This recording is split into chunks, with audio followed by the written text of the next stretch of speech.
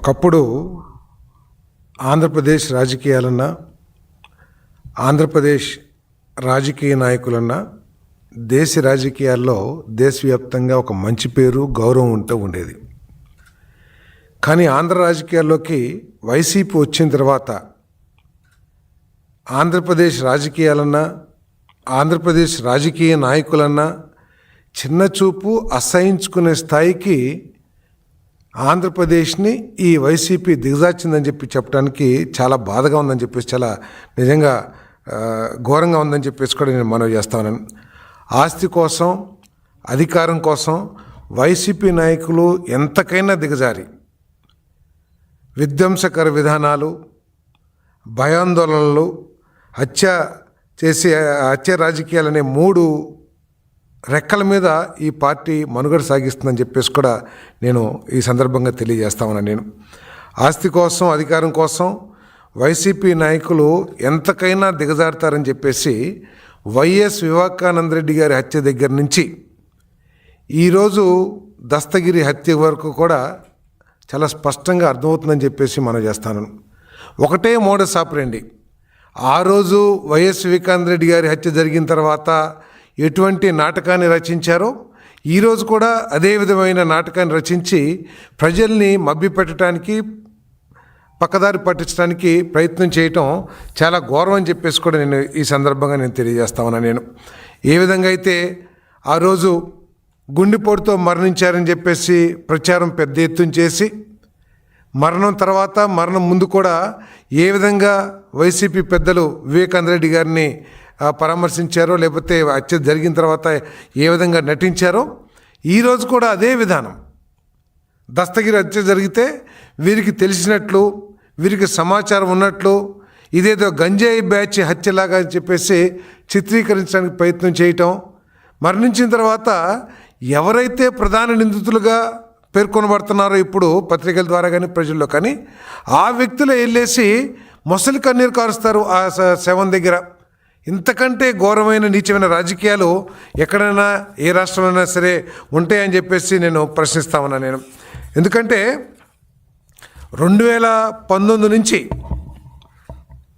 2024 వరకు అధికారాన్ని అడ్డుపెట్టుకుని వైసీపీ నేతలు ఏ విధంగా ఇటువంటి దస్తగిరి లాంటి వాళ్ళని అడ్డుపెట్టుకుని ఆస్తులు సంపాదించారో ఈరోజు దస్తగిరి ఇల్లు పోలీసులు రైడ్ చేసినప్పుడు అర్థమవుతుందని చెప్పేసి కూడా మనం చేస్తాను. నిజంగా అసలు వీళ్ళు రాజకీయ పార్టీగా ఉండటానికి అర్హత ఉందా లేదా అని చెప్పేసి ఎలక్షన్ కమిషన్ కూడా వీరి విధి విధానాలు, మోడస్ ఆపరెండి, వీరి మీద వస్తున్న కేసులు ఇవన్నీ కూడా పరిశీలించాల్సిన అవసరం కూడా ఉందని చెప్పేసి నేను మనవి చేస్తా ఉన్నాను. నేను ఎందుకంటే మర్డరు వీళ్ళే చేపిస్తారు, మళ్ళీ వారి పరామర్శ వీరే చేస్తారు, మళ్ళీ దానికి పోలీసుల్ని తప్పుదోవ పట్టించే విధంగా, లేకపోతే ప్రజల్ని తప్పుదోవ పట్టించే విధంగా దానికి కారణాలు కూడా వీరి పత్రిక ద్వారా, వీరి ఛానల్స్ ద్వారా ప్రయత్నం చేస్తారు. ఇంతకంటే ఘోరమైన దిగజారిన పత్రికలు కానీ, లేకపోతే రాజకీయ పార్టీలు కానీ ఉన్నాయని చెప్పేసి నేను ప్రశ్నిస్తా ఉన్నాను. నేను ఈరోజు దస్తగిరి ఇంట్లో నిన్నటి వరకు ప్రాథమిక సమాచారం ప్రకారం 100-150 కోట్ల రూపాయలు ఆస్తులకు సంబంధించిన డాక్యుమెంట్స్ లభించాయని చెప్పారు. కానీ ఈరోజు ఇంకా తూతుని కొద్దీ ఇంకా ఎంత దోచేశారో అర్థమవుతుందని చెప్పేసి మనం చేస్తున్నాం. ఈ రోజుకి దొరికిన డాక్యుమెంట్స్ కానివ్వండి, అగ్రిమెంట్లు కానివ్వండి, లేకపోతే ఇంకా రాసుకున్న కాగితాలు కానివ్వండి, అవన్నీ కూడా 500 కోట్ల వరకు ఉంటాయని చెప్పేసి ఈరోజు మరి అక్కడ ప్రజలందరూ కూడా చెప్పుకుంటున్నారంటే ఏ మేరకు దోపిడీ చేశారో ఒకసారి అర్థం చేసుకోవాలని చెప్పేసి నేను మనం చేస్తాను. ఈ దస్తగిరి అనే వ్యక్తి ఎవరు అసలు ప్రజలందరూ కూడా తెలియాల్సిన అవసరం ఉంది. ఈ దస్తగిరి అనే వ్యక్తి మన అవినాష్ రెడ్డి గారికి, ఎంపీ అవినాష్ రెడ్డి గారికి, అదేవిధంగా రవీంద్రనాథ్ రెడ్డి మాజీ ఎమ్మెల్యే గారికి అత్యంత సన్నిహితుడు అని చెప్పేసి కూడా ఈ సందర్భంగా నేను తెలియజేస్తా ఉన్నాను. అంతేకాదు తాడేపల్లి పెద్దలకు కూడా ఈయన చాలా సన్నిహితుడు. ఎందుకంటే వారితో ఉన్న ఫోటోలను చూస్తే ఎంత సన్నిహితులో అర్థమవుతుందని చెప్పేసి కూడా నేను మనవి చేస్తా ఉన్నాను. నేను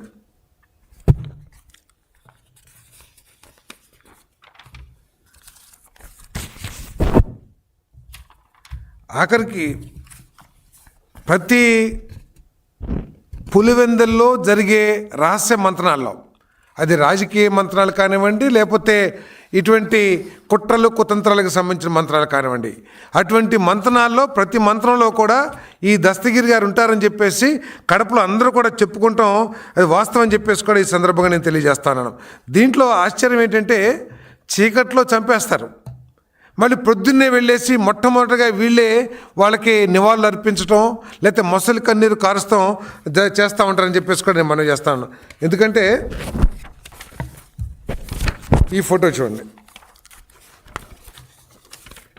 ఎవరైతే ప్రధాన నిందితుడిగా కుట్రదారుడిగా ఈరోజు పేర్కొనబడుతున్నాడో అదే వ్యక్తి వెళ్ళి ఆ శవాన్ని పరామర్శిస్తాం, ఇంతకంటే ఘోరం ఏమైనా ఉంటుందా అని చెప్పేసి మనవి చేస్తాను నేను. అదే కాదు, ఎవరైతే హత్యలో నిందితులుగా హత్యలో పాలు పంచుకున్న వాళ్ళుగా పోలీసులు పట్టుకున్నారో వాళ్ళు హత్య జరిగిన 3 గంటల్లోపు ఈ నిత్యానంద రెడ్డి గారి దగ్గరికి వెళ్ళి వారి దగ్గర ఆశ్రయం పొందారని చెప్పేసి కూడా చాలా ఆధారాలు కూడా లభించినాయని చెప్పేసి నేను ఈ సందర్భంగా నేను తెలియజేస్తాను. మరి అటువంటి వ్యక్తే వెళ్ళి అక్కడ పరామర్శిస్తున్నాడంటే ఏమనుకోవాలి? ఈ కుట్ర, ఇటువంటి కుట్రలు అసలు రాజకీయాల్లో జరుగుతాయా అని కూడా ఆశ్చర్యకరంగా ఉందని చెప్పేసి కూడా నేను మనవి చేస్తాను. నేను మరి జగన్మోహన్ రెడ్డి గారు కూడా ఈ దస్తగిరిని కుటుంబాన్ని పరామర్శించడానికి వెళ్తారని చెప్పారు, పత్రికల్లో కూడా వచ్చింది. ఎందుకు ఆయన వెళ్ళలేకపోయారని చెప్పేసి కూడా నేను ప్రశ్నిస్తా ఉన్నానని చెప్పేసి కూడా తెలియజేస్తా ఉన్నాను. అంతేకాకుండా ఈ 5 సంవత్సరాల్లో 2000 అందరూ ఇప్పుడు దాకా లభించిన ఆధారాలు కానివ్వండి, ఆ పార్టీ చేసిన విధానాలు కానివ్వండి, స్పష్టమైంది ఏంటంటే దోచుకోవటం ఒకటే లక్ష్యంగా 5 సంవత్సరాలు పరిపాలన జరిగింది. రాష్ట్రాన్ని విధ్వంసం చేయటమే ఒక విధానంగా పరిపాలన జరిగిందని చెప్పేసి ప్రజలందరూ కూడా అర్థం చేసుకున్నారు. 5 సంవత్సరాల్లో దస్తగిరిని అడ్డు పెట్టుకొని ప్రజల్ని బెదిరించి కారు చౌకగా అమాయకుల్ని బెదిరించి వాళ్ళ దగ్గర నుంచి వాళ్ళని చిత్రహింసలు చేసి భూములన్నీ కూడా లాక్కున్న విషయం ఈరోజు అందరూ కూడా చెప్పుకుంటున్నారని చెప్పేసి తెలియజేస్తా ఉన్నాను. ఇది వాస్తవం కాదా చెప్పమని చెప్పేసి కూడా నేను అడుగుతా ఉన్నాను. నేను దస్తగిరి గారి ఇంట్లో దాదాపు 150-175 డాక్యుమెంట్స్ దొరికినాయి అంటే 5 సంవత్సరాల్లో వీళ్ళు చేసిన పరిపాలన ఏంటి, కడపలో చేసిన కార్యక్రమాలు ఏంటో కూడా స్పష్టంగా అర్థమవుతాయని చెప్పేసి కూడా నేను ఈ సందర్భంగా నేను తెలియజేస్తామని నేను. మరి అంతేకాదు, ఈయన కడప జిల్లా గూడూరు దగ్గర జగన్మోహన్ రెడ్డి గారి మేనమామ రవీంద్రనాథ్ రెడ్డి గారికి ఒక బ్రహ్మాండమైన గృహాన్ని నిర్మించిన విషయం వాస్తవా కాదా? ఇప్పుడు కూడా గృహప్రవేశం జరగలేదు, అది వాస్తవా కాదా అని చెప్పేసి నేను ప్రశ్నిస్తా ఉన్నా. నేను దస్తగిరికి మాకు సంబంధం లేదని చెప్పేసి కడప వైసీపీ నాయకులు చెప్పే దమ్ముందా అని చెప్పేసి కూడా అడుగుతా ఉన్నాను ఆయనకి. అంతేకాకుండా రామాంజిరెడ్డి పేరు మీద 30 దాకా డాక్యుమెంట్స్, ఎవరు రవీంద్రనాథ్ రెడ్డి గారి కుమారుడి పేరు మీద 30 డాక్యుమెంట్స్, రవీంద్రనాథ్ రెడ్డి సతీమణి గారు అరుణ్ కుమార్ గారి పేరు మీద మరికొన్ని డాక్యుమెంట్లు. వీళ్ళంతా ఎవరికి బినామీలు అని ప్రజలు ఆలోచించాల్సిన అవసరం ఉందని చెప్పేసి మనం చేస్తాను. ఏమిటి వీళ్ళకి సంబంధం ఏంటి? ఎందుకు దస్తగిరిని చంపాల్సి వచ్చింది? ఎందుకు నిత్యానంద రెడ్డి వైసీపీ నాయకుడు షెల్టర్ ఇవ్వాల్సిన అవసరం ఎందుకు వచ్చింది? అంటే వాడుకొని పార్టీ కార్యకర్తల్ని ఈ విధంగా వాడుకొని వారి అమాయకత్వాన్ని వారి పేదరికాన్ని ఆసరాగా చేసుకుని ఈ విధంగా వాడుకొని వారి పేరు బయటకు రాకోకుండా ఈ విధంగా హతమార్చడం, ఎలిమినేట్ చేయటం అనేది వైసీపీ యొక్క విధానం అని చెప్పేసి నేను అడుగుతా ఉన్నాను. ఈరోజు వైసీపీ హత్య రాజకీయాలకు ఒక డెన్గా మారిందని చెప్పేసి కూడా నేను మనవి చేస్తా ఉన్నాను. నేను అసలు ఈ 5 సంవత్సరాల్లో వైసీపీ చేసిన పాపాలు తలుచుకుంటే నిజంగా వాళ్ళు ఈ రాష్ట్ర ప్రజలు వారిని క్షమించవచ్చా? భవిష్యత్తులో ఎప్పుడైనా సరే అసలు దీన్ని ఒక రాజకీయ పార్టీగా గుర్తించవచ్చా అని చెప్పేసి ప్రజలు ఆలోచించుకోవాల్సిన పరిస్థితి కూడా ఉందని చెప్పేసి నేను ఈ సందర్భంగా తెలియజేస్తాను. అన్నపూర్ణమ్మ ఆలయం వద్ద వృద్ధ దంపతులను బెదిరించి భూములు లాక్కోవటం, పోలీసు సంక్షేమానికి చెందిన భూములు లాక్కోవటం, అదేవిధంగా బొక్కవంక జలాశయం వద్ద 35 ఎకరాలు భూ కబ్జా, రైల్వే ఉద్యోగుల ప్లాట్ల కబ్జా, ఇలా చెప్పుకుంటూ పోతే అంతులేని పాపాలు గత 5 సంవత్సరాలు చేశారని చెప్పేసి నేను మనవి చేస్తాను. ఇవన్నీ కూడా తాడేపల్లి నాయకులకు తెలియకుండా జరిగినాయి అని చెప్పేసి అడుగుతా ఉన్నాను. ఒకవేళ తెలుసుంటే ఆ రోజే కనుక చర్యలు తీసుకుంటే ఇటువంటి దారుణాలు, మారణ హోమాలు జరగవు కదా. అంటే మీరు తీసుకోలేదంటే ఏంటి? దీని వెనక మీ హస్తం కానీ లేతే మీ ఆశీర్వాదాలు కానీ ఉన్నాయని చెప్పేసి ప్రజలందరూ అనుకోవాల్సిందే కదా అని చెప్పేసి కూడా నేను ప్రశ్నిస్తా ఉన్నాను నేను.